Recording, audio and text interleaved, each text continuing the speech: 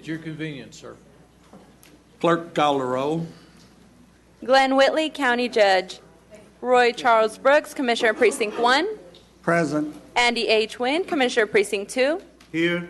Gary Fickus, Commissioner Precinct 3. Here. And J.D. Johnson, Commissioner Precinct 4. Here. Constitutes a quorum. All right. For our invocation today, we have Pastor Michael Escamilla with the Bethesda Community Church here in Fort Worth. Thank you very much for being here. And if you will, remain standing for the pledges following the prayer. Our Father, who art in heaven, hallowed be your name. Lord, let your kingdom come and your will be done on earth as it is in heaven. Give us today our daily bread and forgive us our sins as we forgive those who sin against us. And lead us not into temptation, but deliver us from evil. For yours is the kingdom and the power and the glory forever. Amen. Amen. I pledge allegiance to the flag of the United States of America and to the republic for which it stands, one nation under God, indivisible, with liberty and justice for all. Honor the Texas flag. I pledge allegiance to thee, Texas, one state under God, one and indivisible. Thank you very much. Thank you for being here today. Appreciate it. Mr. Maney. Thank you, Commissioner. We only have one announcement as it relates to the agenda today, and that's under the Criminal District Attorney's section. That's item 7E1. We're going to be considering that particular agenda item after closed session today. Thank you, Commissioner. Yes, sir. Thank you. We have our minutes from the October 27th meeting. Move approval of the minutes. Second. Motion made and second. Any discussion? Please vote. Vote is unanimous. Well, almost. Who hadn't pushed one? Me. Gary Fickus. All right. Vote is unanimous. Consent agenda. Move for the approval of the consent agenda. Second. Motion made and second. Any discussion? Please vote. Vote is unanimous. Ms. Tidwell. Good morning. Good morning. Good morning. We have one item we're asking the court to consider this morning, and that's approval and release of the substitution of the depository collateral for the amount and securities listed in your court communication. Move approval. Second. Motion made and second for approval. Any discussion? Please vote. Vote is unanimous. Ms. Glenn. Good morning. Good morning. Receive and file the personnel agenda. Second. Motion made and second. Any discussion? Please vote. Vote is unanimous. Thank you. We have two additional items. The second item, we're asking the court to approve the out-of-class pay extension for the county clerk's office. As explained in your court communique, the county clerk has been paying, if I could speak, out-of-class pay to an employee who assumed the duties of a probate clerk back in August. I haven't had enough coffee today. The county clerk is requesting an extension of that out-of-class pay. The cost to the Records Preservation Fund we're estimating to be a little less than $600. Move for approval. Second. Motion made and second. Any discussion? Please vote. Vote is unanimous. Thank you. And our third and final item, we're asking the court to approve a waiver of terminal benefits for information technology. Your court communique explains that a customer support specialist left the county back in early October with 384 vacation hours. Mr. I4 is requesting a waiver of 208 of those hours, and we're estimating that our savings to the general fund will be approximately $5,300. Move for approval. Second. Motion made and second. Any discussion? Please vote. Vote is unanimous. Thank you. Thank you, Tina. Mr. Beecham.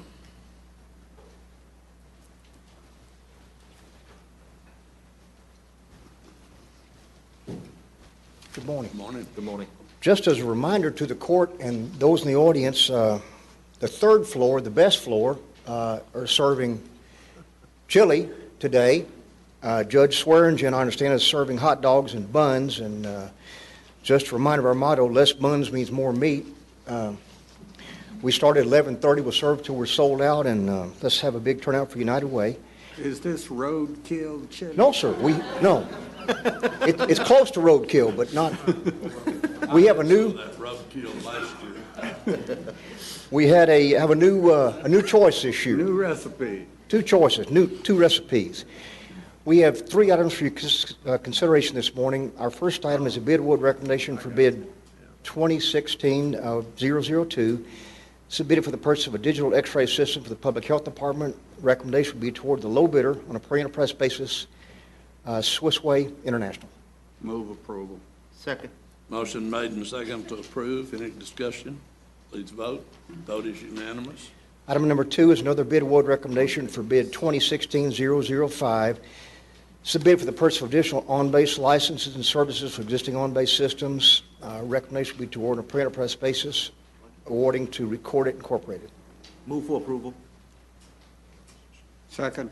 Motion made and second. Any discussion? Please vote. Vote is unanimous. Our last item in regards to bid 2015-173. This was a bid for annual contract for fax and multifunction machine maintenance, repairs, and supplies.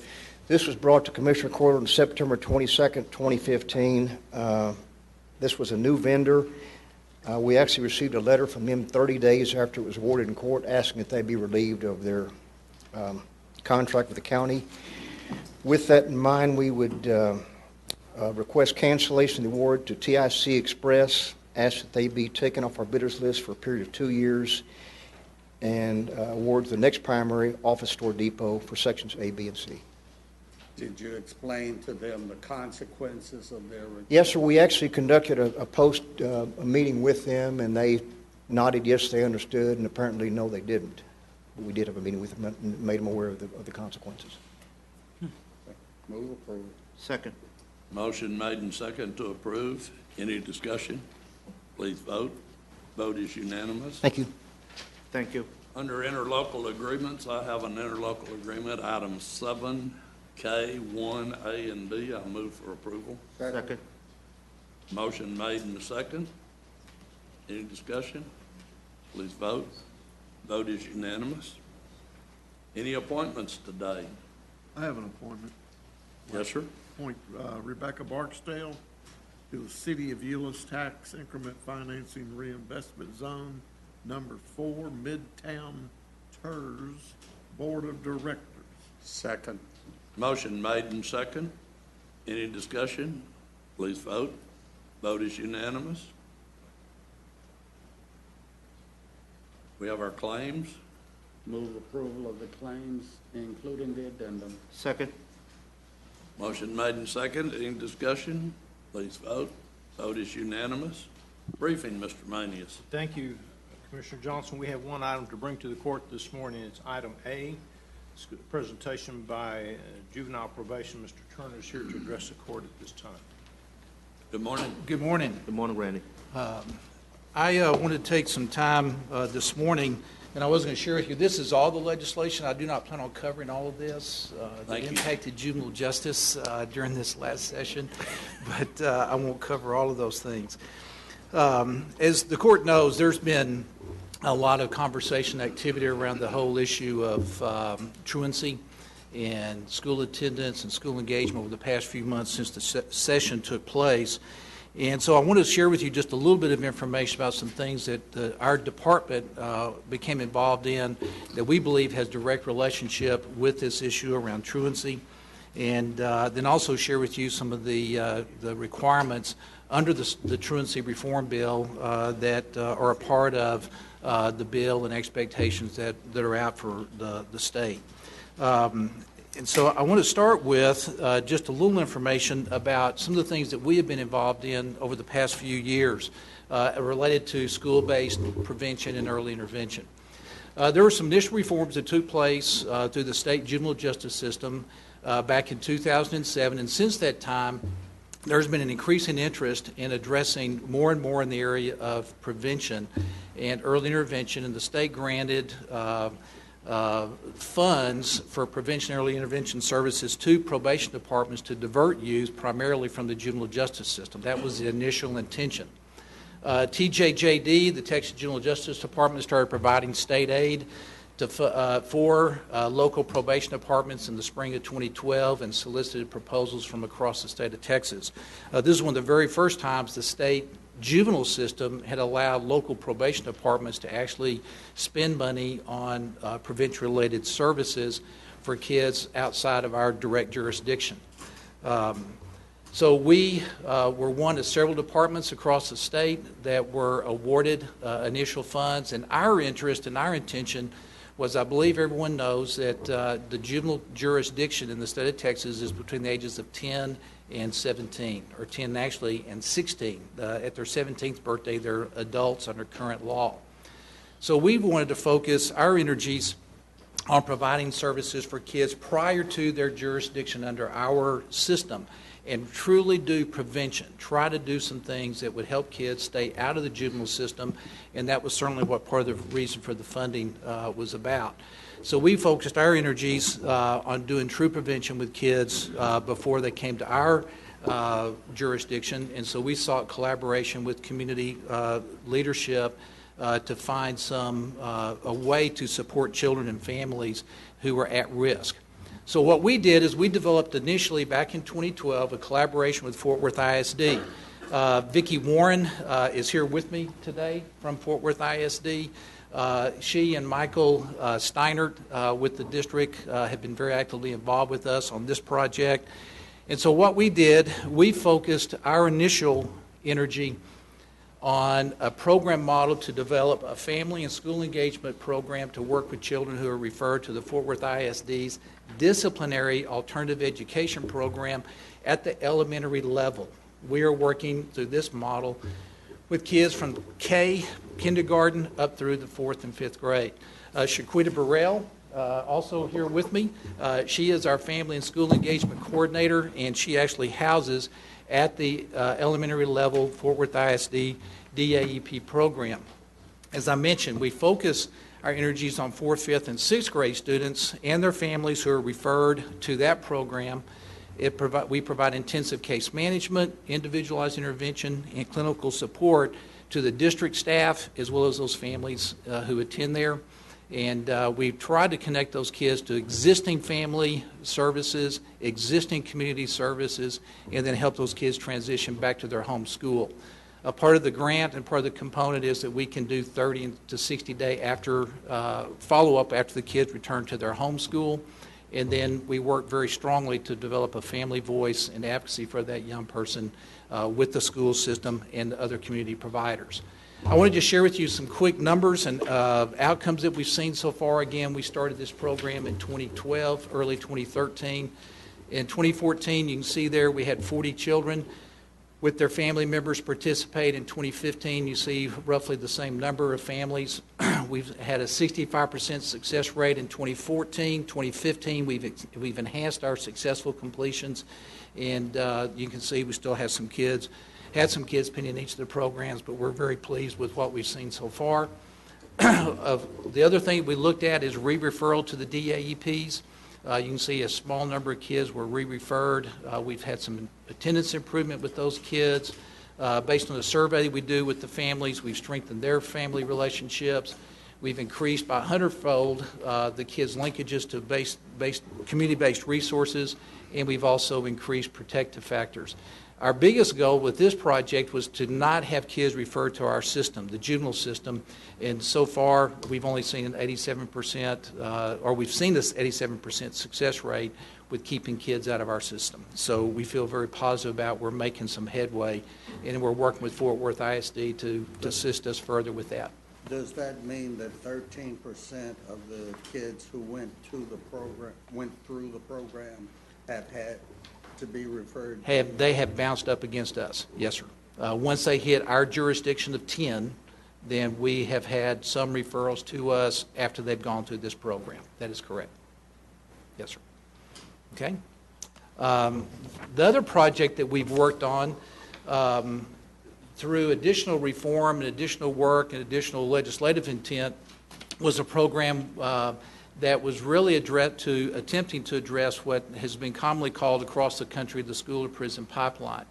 And so TJJD made additional funds available to us that were related to the 2014-15 biennium with very specific truancy-related purpose. The juvenile probation departments submitted proposals across the state during the fall of 2013 with an intent to implement during the spring semester of 2014.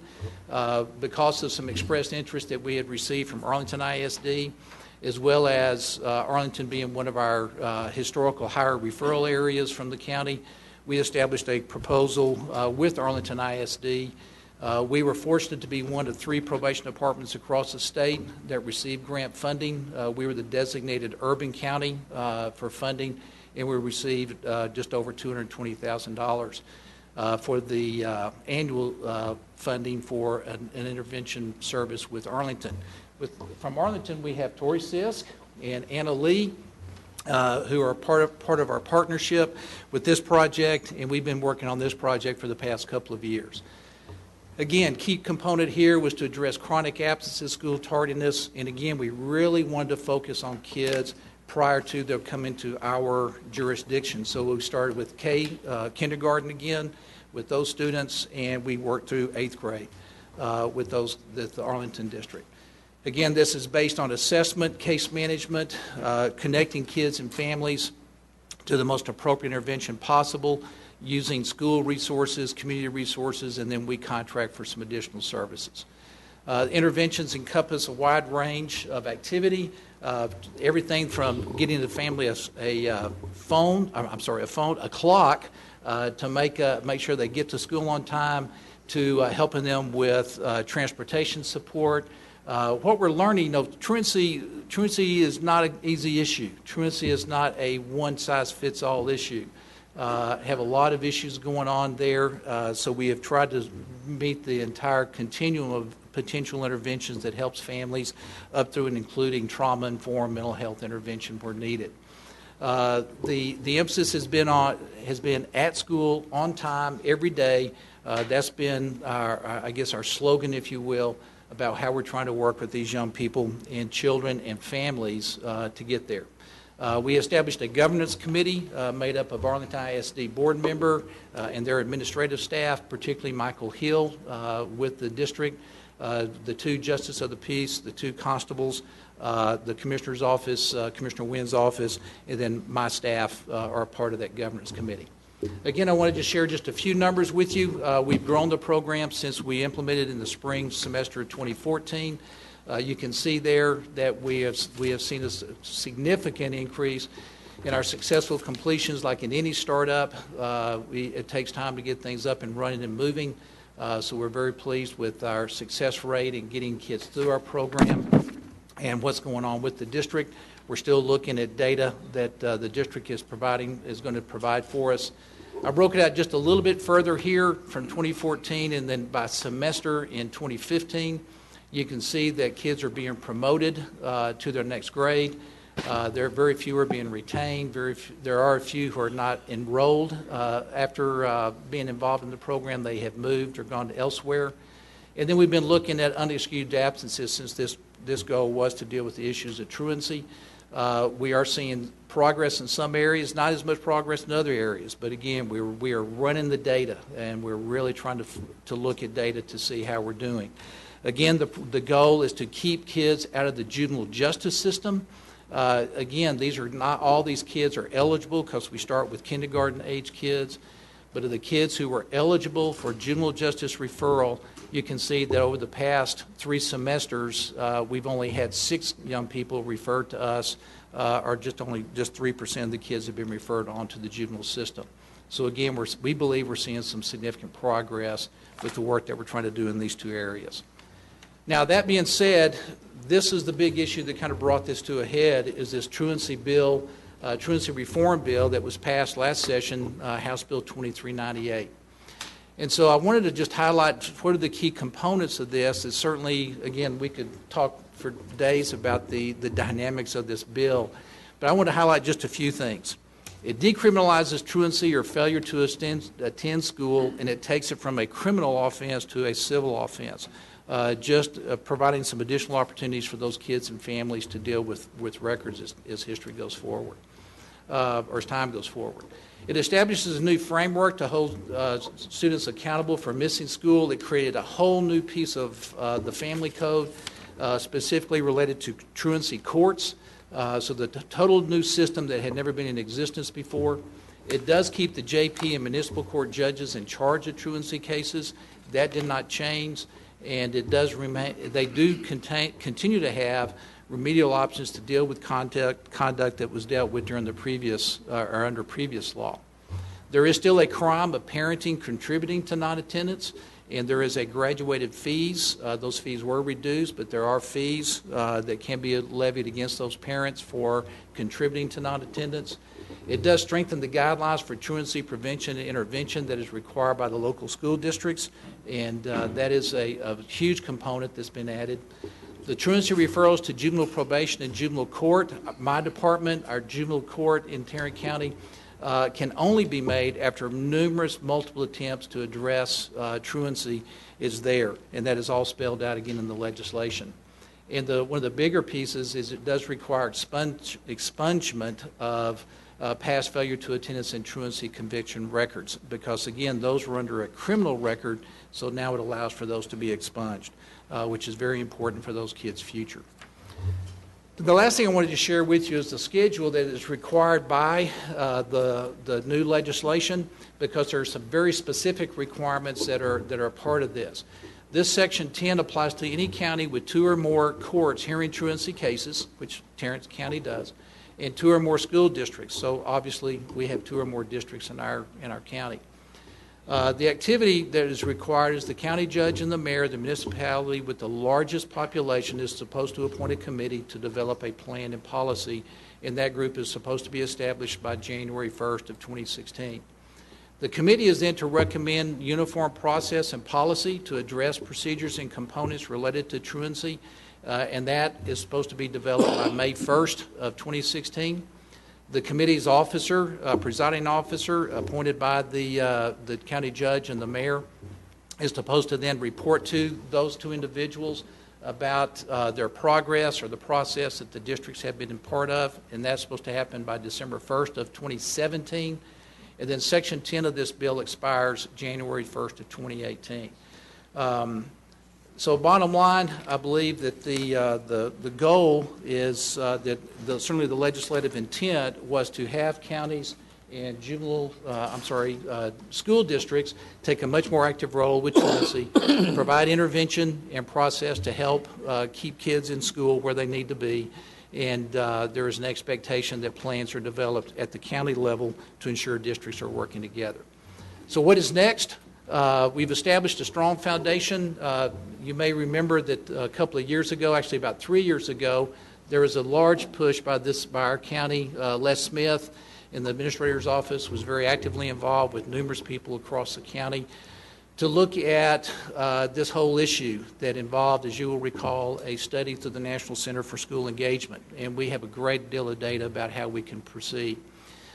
We believe we've implemented some program components through the programs I've explained to you that reflect some positive outcomes that we can deal with. We feel like we have an opportunity to build more comprehensive plans with the districts and with the courts that are involved, and certainly the stakeholders that are involved with this House Bill 2398. I called one of the leading advocacy groups in Austin that have been a very strong proponent and pushing for some of this legislation. And I asked them, where are some good things happening across the state that we can take a look at? And the response I got was, Randy, y'all are doing it in Tarrant County. And so I think we have some foundation to work on, and we feel like we can do some things to continue to address this issue. So that is, I'd like to stop there. Certainly try to answer any questions that I have. I would say that our goal is to keep kids out of our system. The truancy issue is not a juvenile justice issue. It is a precursor, and oftentimes, for kids coming into us. But our goal is to support and help this community be more responsive by dealing with kids much sooner, keeping the kids out of the system, keeping kids in school where they need to be, and we're here to support any effort that we can possibly make to help make that happen. Thank you. All right, Randy, well, thank you very much. Any comments from, or questions from anyone on the court? Yeah, I had said I was going to be quiet this morning, but based on your presentation, I cannot remain silent. If you take the two juvenile prevention programs that you described this morning and lay them side by side, one in the Fort Worth ISD and one in the Arlington ISD, they are strikingly different. And the major difference, it seems to me, is the involvement of the disciplinary alternative education program.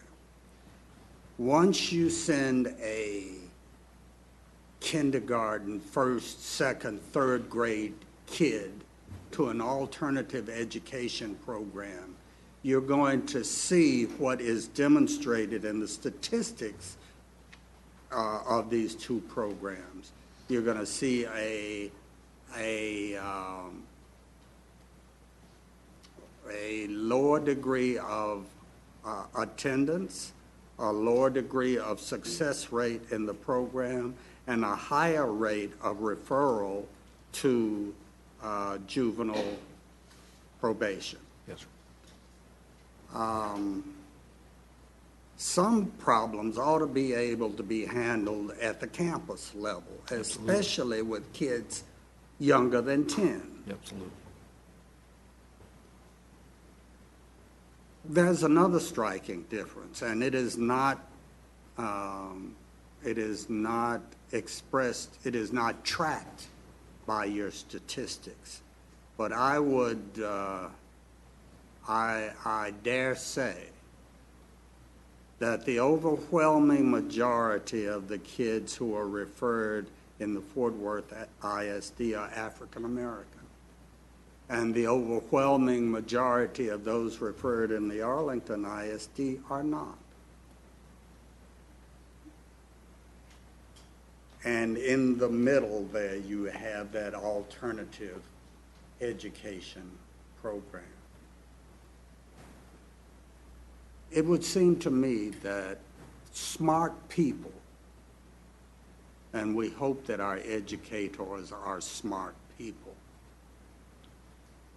could look at those two programs, look at the results, look at the demographics, those exist somewhere, yes, though they're not in your report this morning, and figure out what's working, what's not working, and why. The inclusion of that disciplinary alternative education program for kids under than 10, I find greatly offensive and counterproductive to the aim of diverting these kids from the juvenile justice track. For once you put them in that track, in that pipeline, once you have identified them as being other, then they're other for the rest of their lives. Doesn't work, cannot work. Y'all need to look at that. Absolutely. Thank you. I have a question. Yes, sir. The Section 10 that requires the formation of that policy-making, yes, countywide, led by the county judge and Mayor Price. Yes, sir. Whatever policy that's going to come out of that, is that a mandate that has to be applied, or is that going to be just an encouragement, best practice, if you will? As I understand the law, as I understand the bill itself, I would say it's more an encouragement than it is. There is no consequence tied to not pursuing this. However, I believe there is certainly a strong encouragement to move down this path, that there is certainly an expectation that districts will do more to support kids and families in their local districts. But unless I've missed something in the law, I do not remember particularly reading specific sanctions or specific issues that would have to be addressed if the plan is not developed. But I certainly think there's a very high Section 10 expectation. expires Yes. in 2018. What does that mean?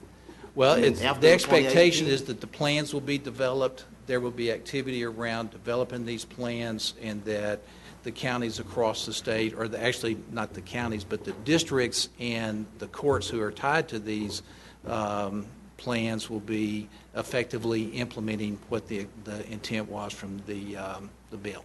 Doesn't it effectively mean that the committee goes away? Yes, sir. Yes, sir. Okay. Commissioner, may I just make a couple of comments in response to Commissioner Brooks's comments, because I think it is very important. Commissioner, I totally agree with you. When we were approached about having the funding available for the first program with Fort Worth ISD, we received word that the funding was available and we had basically 60 days to respond.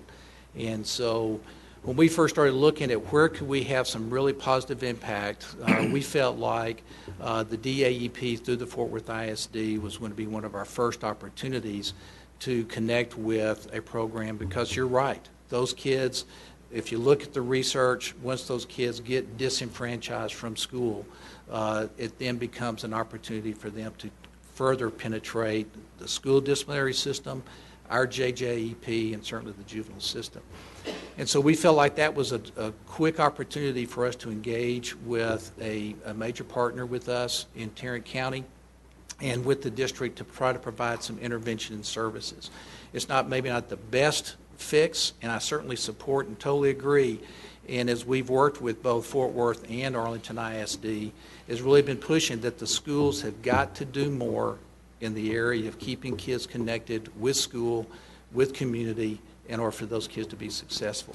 So I certainly don't disagree, and it's certainly a push that we certainly support, because we want kids out of our system. We don't want kids coming into the juvenile system. We're seeing a decline in our numbers, and that should be a celebration that kids are not coming into our system. So we will continue to work to that end, and certainly work with a policy group and a group that has been laid out here that there is some legislative expectation that this happen, to try to ensure that those kids continue to be diverted and connected back to school and community. That is going to be the best for everybody. And I would add, Commissioner, is the demographics in the Arlington ISD program. If you look at the breakdown of it, the majority would be Hispanic, and next would be African American. Exactly. But I think that data is a little bit skewed, because the pilot program is being implemented at campuses that have a higher population of Hispanic and African American.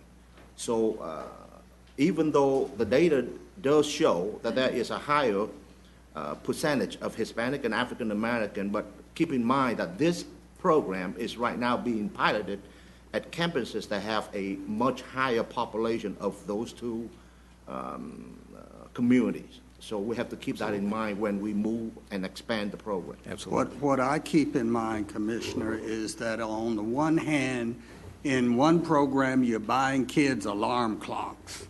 In the other program, you're sending them to kiddie jail. That's a big difference.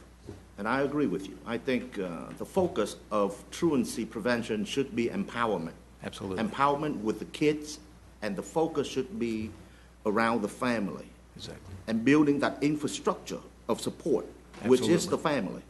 Absolutely. If we focus at the family structure to provide that support to the children in the long term, Exactly. we would be able to maintain the success that we have right now. Otherwise, we can't sustain it, I don't think. Exactly. I agree. Okay, any other comments? Thank you. Thank you, Randy. Thank you, Good job. Randy. Thank you. Commissioner, that's all we have at this time. All right, this time we're recessed to closed session. pursuant to Section 551, 071, 072, 074, 076, 0725, and 087 Texas Government Code, and return when we conclude that meeting.